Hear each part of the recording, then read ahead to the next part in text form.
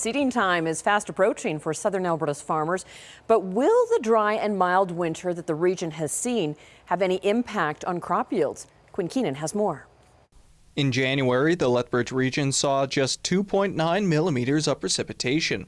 Coupled with higher than average temperatures, it's dried out much of the ground and vegetation in the region. As you moved into January, we did see a noticeably drier month, only 2.9 millimeters this January of precipitation when you usually see about 11. So it actually makes it the fifth driest January you've had on record. That's raised some concern over what that might mean for soil conditions. Farmers will start seeding in about 2 months.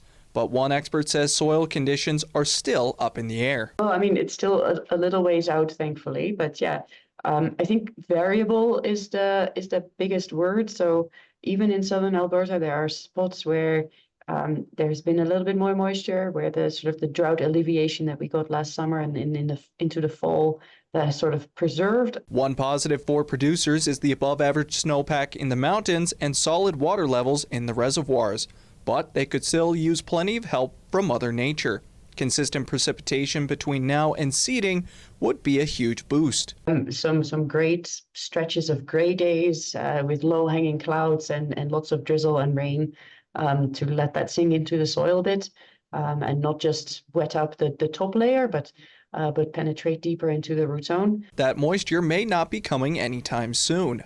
Forecasts are showing conditions in the Lethbridge region will likely stay dry for much of February. In terms of our precipitation outlook for February, it does have kind of that bit of a dry factor into around the foothills and further south, and more of that wetter than normal weather into northern Alberta, but otherwise not much of a signal. So it might be a bit of a waiting game, but as of now, warm weather looking to last for the next little while. Quinn Keenan, CTV News, Lethbridge.